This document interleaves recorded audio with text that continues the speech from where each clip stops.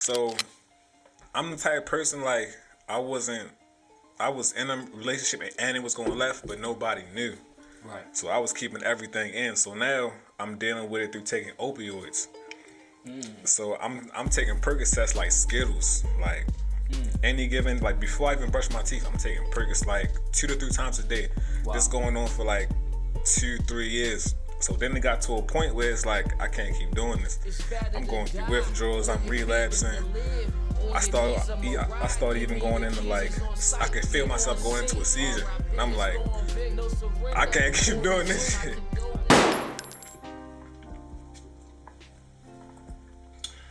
Let's get it. Welcome to the podcast. Peace and blessings. We got Term and Fitness on here. So, the first time I seen you, right? Right. You was doing some shit that I can't do. That You know what I mean? That you ain't do yet. Right. Well, yeah.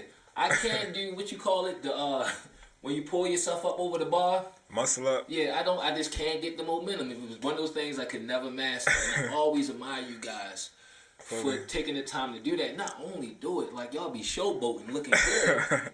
You know, but I understand the dedication and time it takes to get yourself to that point. Definitely. You know, just to build that strength. It takes a certain type of individual to do that. For sure. So tell me a little bit about yourself, Determined Fitness. Where you want to start? I want to start from the beginning because I feel like if I don't tell people, if I don't talk about what I was before, it's no way you could understand what I'm doing now. So, first of all, I'm from Baltimore County. Okay. I'm from Baltimore County, but I was in the city a lot because there was nothing to do in the county. Right. So my mom, she from Jamaica. Okay. She raised me in the county. I had a nice little childhood. So fast forward from my childhood, it was boring, you know. And then I started working out after like a relationship failed. Okay. So hold on. What happened? What was the trigger that you said that fitness was the route to go to? You know what I mean? In that particular breakup, what made you choose fitness? So I'm the type of person like I was in a relationship and it was going left, but nobody knew. Right. So I was keeping everything in. So now I'm dealing with it through taking opioids. So I'm taking Percocets like Skittles, like any given like before I even brush my teeth, I'm taking Percocets like 2 to 3 times a day. Wow. This going on for like 2-3 years. So then it got to a point where it's like I can't keep doing this. I'm going through withdrawals. I'm relapsing. I started even going into like I could feel myself going into a seizure, and I'm like, I can't keep doing this shit. Can I just stop right there for a second? Like, it's different for your generation. Yeah, you know, fully. I'm 41 and a half, right?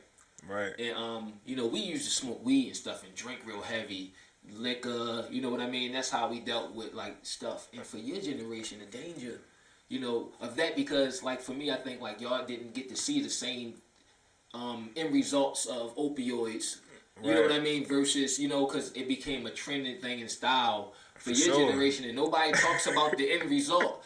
And Exactly. I'm glad you took it there, because keep going. I like where you're going with this, because yeah, it seems like it's a happy ending.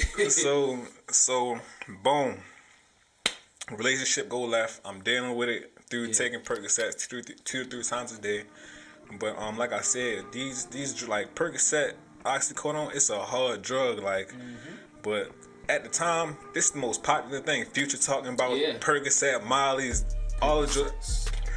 You know, like, and I'm really taking Percocets, like, so fast forward, like I said, it got to a point where a good friend of mine, like a childhood friend of mine, his name Mook was telling me like Mook the type of person, I take his advice. Like if I don't take nobody advice, and Mook used to just be like, you gotta chill, like stop doing that type stuff. So I was like, all right, boom. Shout out to him. So after that, after Mook telling me stop, and so I'm like, all right, I gotta do something else. I can't just stop and just don't do nothing. So I'm like, it was one day I just drove to the gym. Like I ain't even walking. I just drove to the Planet Fitness. No, it was called Fitness Revolution. Right. And I just parked outside and I just looked. Then the next day, I got a membership signed up. I'm in the gym. Now I'm in the gym twice a day. Because mind you, I'm taking Percocets 2 to 3 times a day. Right. So I'm like, instead of doing this, I'm gonna start going to the gym two to 3 times a day. So now I'm in the gym two to three times a day, just on every machine. Just that one kid in the gym, learning everything. That's just in there. Did you have any prior gym experience before that? No gym. I just was in there. So there. you were just learning on your own, trial and error. I used to go in there. I just used to get on the machine, do 20 on this one, 10 on that one, 5 on this one, 100 on the next one. Right. And a dude who was in there pulled me to the side like, you don't know what you're doing, do you? Yeah. And you tell the person in the gym. Though. And I was like, nah, I don't know what I'm doing, but I'm trying to work. So he like, man, come tomorrow at 10 o'clock. Boom. I come tomorrow at 10 o'clock. We do a routine. I ain't even feel nothing after we worked out, but he just kept saying, come tomorrow at 10, come tomorrow at 10. So 2 or 3 months go by, and I'm getting kind of starting to change. Yeah, I'm starting to change.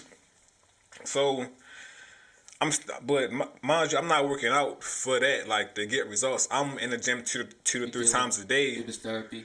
Right, exactly. I'm in the gym two to 3 times a day to substitute taking Percocet 2 to 3 times a day.